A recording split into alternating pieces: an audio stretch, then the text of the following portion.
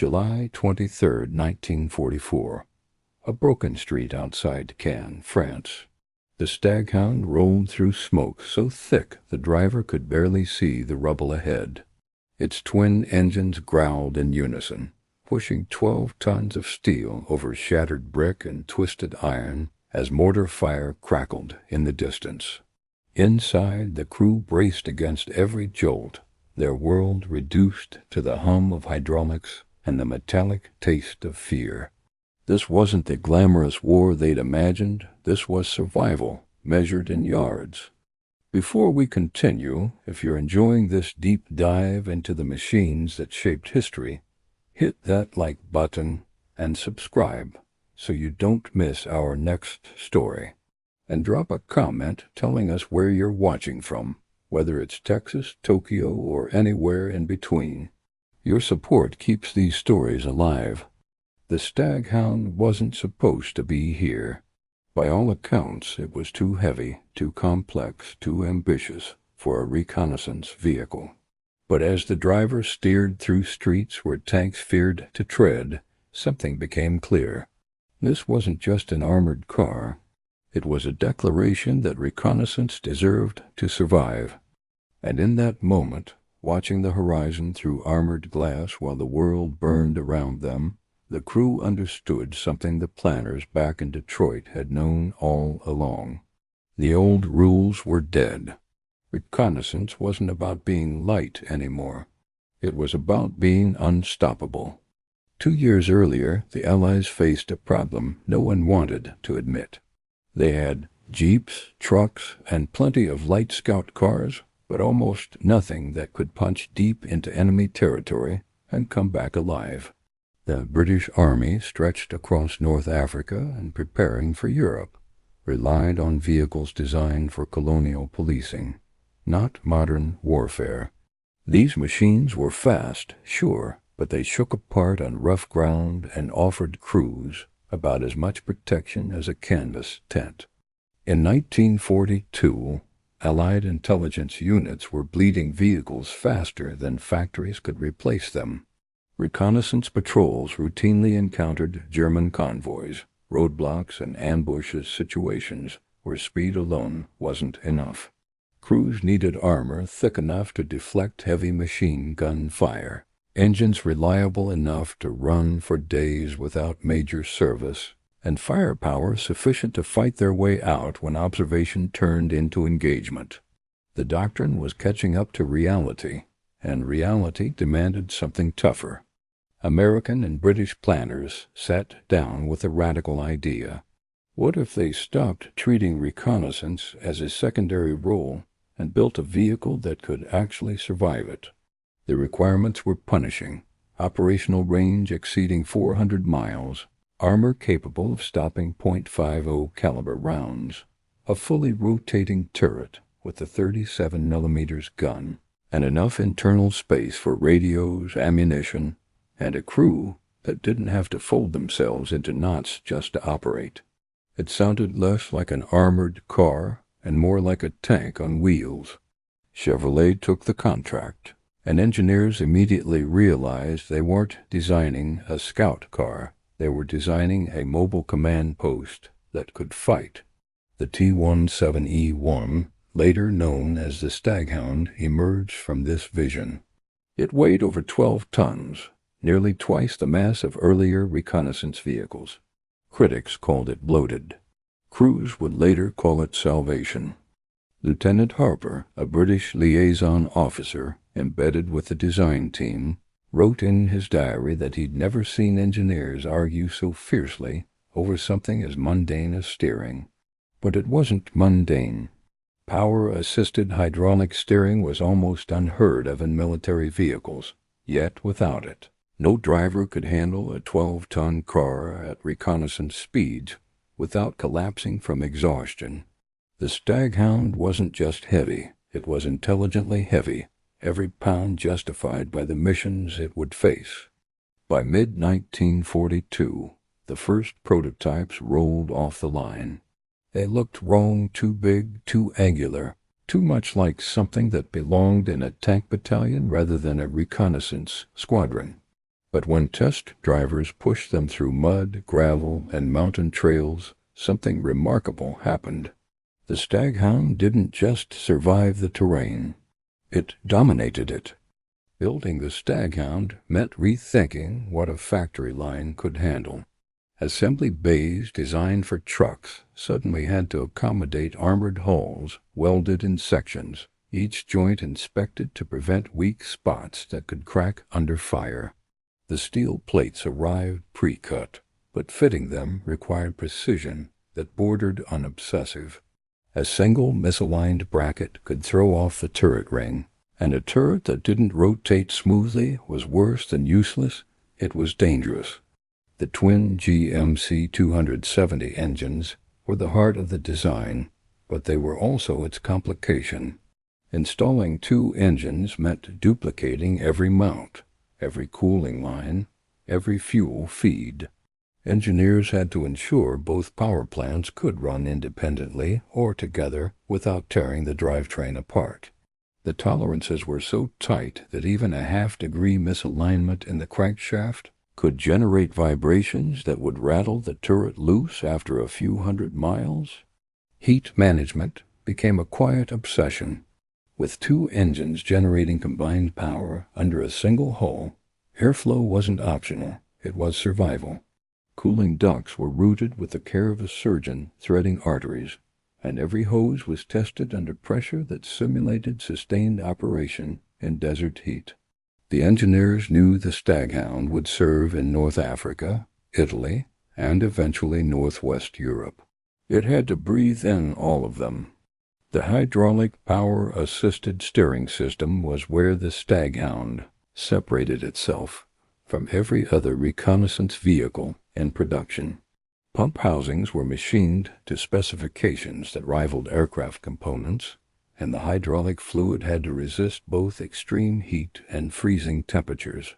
When the system worked, it felt like magic 12 tons of steel responding to the driver's touch as if it weighed half that. When it failed, it turned the vehicle into a wrestling match on wheels. Fuel capacity was another gamble. The Staghound carried enough fuel to travel over 400 miles between refills, but that required large internal tanks welded with seams so tight they could hold pressure indefinitely. Leak tests were brutal. Every tank was pressurized and submerged. Any bubbles meant rejection, disassembly, and re-welding.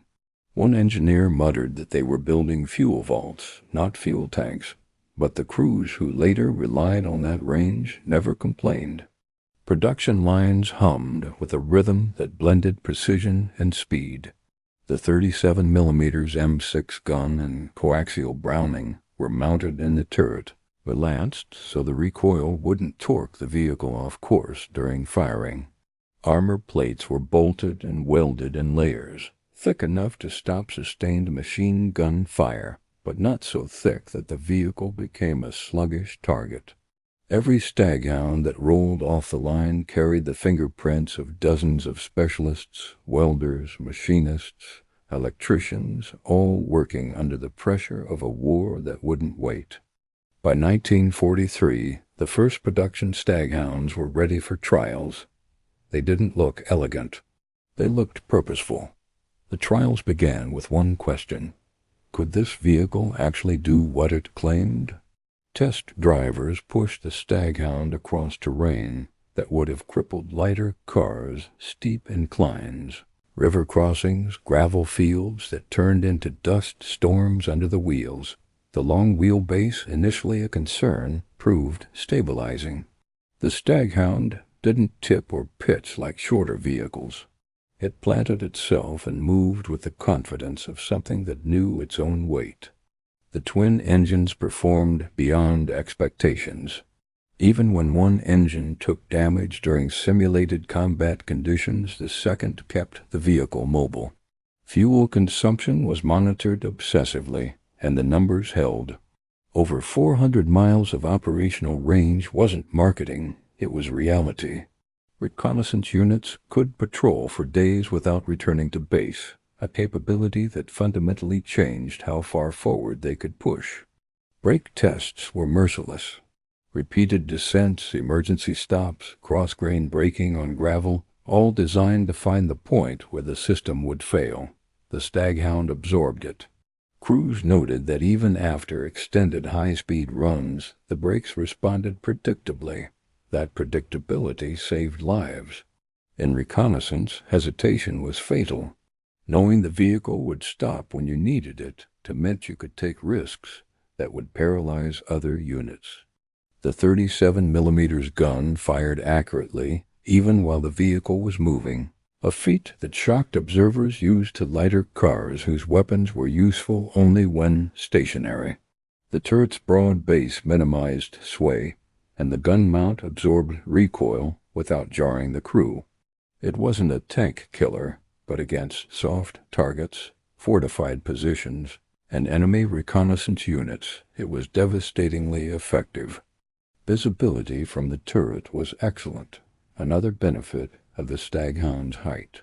Commanders could see farther, spot threats earlier, and coordinate movements without relying entirely on radio chatter. The high profile made it a larger target, yes, but in reconnaissance, information was survival, and the Staghound gave its crews more of it than any other wheeled vehicle in service. One test driver, a sergeant named Caldwell, reported that the Staghound handled like a truck with an attitude. "It doesn't ask the terrain for permission," he wrote. "It just goes." That confidence translated directly into crew morale. Knowing the machine beneath you could handle punishment meant you focused on the mission, not the mechanics. By late 1943, the trials were complete. The Staghound had proven it could endure. Now it had to prove it could fight. Italy was the Staghound's baptism. The mountainous terrain, narrow roads, and unpredictable weather tested every design choice Chevrolet had made. Reconnaissance units pushed deep into enemy-held valleys, relying on the Staghound's range to stay ahead of supply lines and its armor to survive when they stumbled into ambushes. The vehicle delivered. Crews reported that it could maintain patrol schedules that would have exhausted lighter cars, and its mechanical reliability meant fewer breakdowns in the field. The twin engines became a source of quiet pride. Mechanics noted that even after weeks of hard use, the power plants required only routine maintenance, oil changes, filter swaps, belt inspections. The automotive components borrowed from proven truck designs meant parts were available even in remote supply depots. The Staghound didn't need exotic replacements. It needed discipline. In one engagement near a casino, a Staghound patrol encountered a German roadblock. The crew could have retreated, but the 37mm gun gave them options. They engaged, suppressing the position long enough for infantry to maneuver. The Staghound absorbed return fire bullets sparking off the frontal armor and kept moving. When the crew returned to base, they counted 17 impacts on the hull. None had penetrated.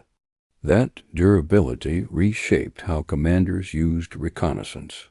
The Staghound wasn't just an observer, it was a probe that could fight its way into contact and survive long enough to report what it found.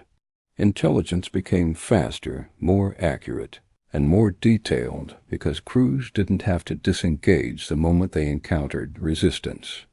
Northwest Europe brought different challenges. The terrain was flatter, but the roads were worse cratered by artillery, choked with rubble, slick with rain and mud. The Staghound's weight, once criticized, became an advantage. It didn't skid as easily as lighter vehicles, and its power-assisted steering kept drivers from exhausting themselves on long patrols through contested zones. In the days after D-Day, Staghound units raced ahead of advancing armor, scouting routes, identifying German positions, and clearing obstacles. Their operational radius meant they could stay forward for extended periods, reducing the need for risky resupply runs. Commanders relied on them not just for information, but for presence. Knowing a Staghound was out there meant the reconnaissance screen was intact. The vehicle's size allowed it to carry additional radios, turning some Staghounds into mobile command posts. Officers used them to coordinate movements across wide fronts, and the armored protection meant they could operate closer to the line than unarmored vehicles. The Staghound became a Swiss Army knife reconnaissance, command, fire support, and occasionally, impromptu armored escort for high-value convoys. But it wasn't perfect. Soft ground remained a challenge. The Staghound's weight meant it could bog down in mud that lighter vehicles skimmed across. Crews learned to read the terrain, avoiding wet fields and sticking to harder surfaces whenever possible. It was a trade-off they accepted. Protection and endurance came with limitations, and those limitations could be managed. One British officer remarked that the Staghound was like a bulldog, stubborn, tough, and utterly unbothered by anything short of a direct hit. That reputation spread. By mid-1944, the Staghound was no longer experimental. It was essential. The Staghound's influence reached beyond battlefields. In liberated towns, its arrival carried symbolic weight.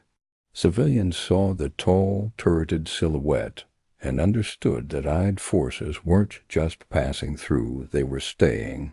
The vehicle's presence signaled control, organization, and a commitment to security that lighter vehicles couldn't convey.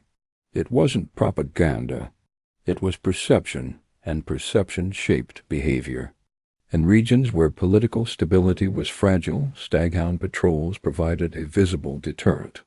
Local militias, collaborators, and opportunists saw a heavily armed vehicle with the range to respond anywhere in the district, and they reconsidered their plans. The Staghound didn't need to fire a shot to be effective. Its existence was enough. After the war, the vehicle's career continued in unexpected directions. Nations rebuilding their militaries adopted surplus Staghounds because they were proven, maintainable, and versatile. In the Middle East, they patrolled newly drawn borders. In Africa, they supported internal security operations. In Europe, they participated in ceremonial duties, their wartime service commemorated in parades and national celebrations. The Staghound's twin-engine design influenced post-war thinking about redundancy in military vehicles. While few later designs copied the layout exactly, the principle that critical systems deserved backup became standard in armored car development. The hydraulic steering system prefigured ergonomic improvements that became widespread in the 1950s and 60s, as designers recognized that crew fatigue was a tactical liability.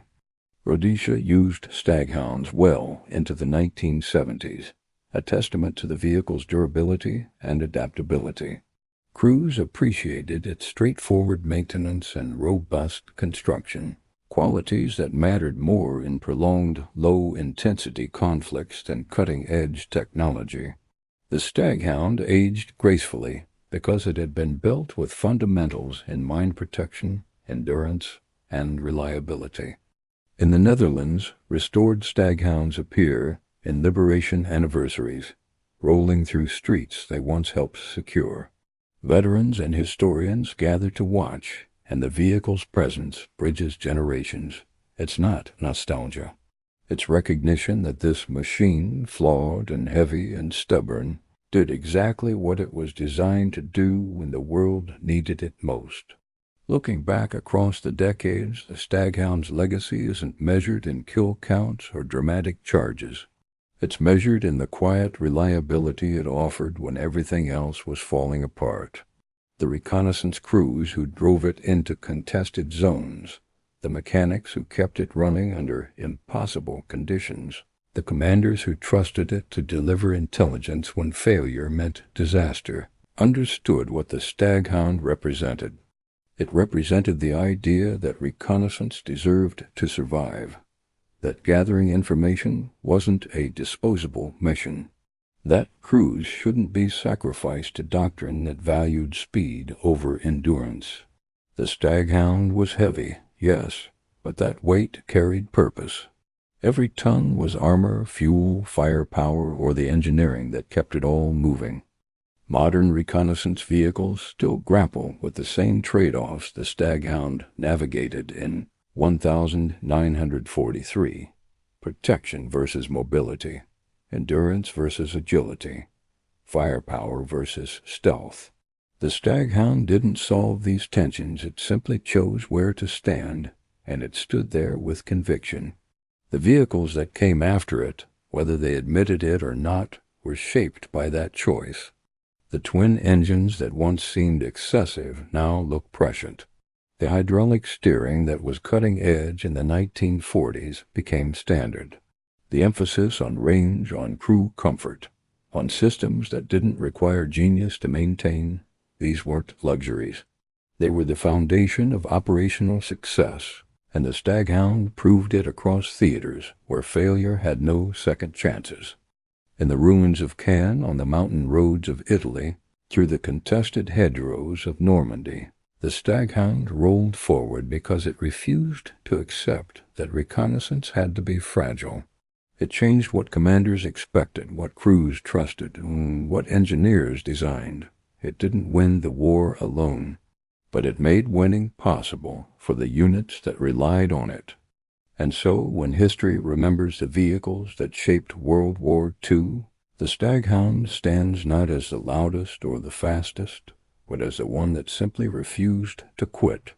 It looked at broken roads, hostile terrain, and overwhelming odds, and it kept moving. That refusal, steady, mechanical, unyielding, was its greatest victory. The war demanded machines that could endure. The Staghound answered, and in answering, it changed reconnaissance forever.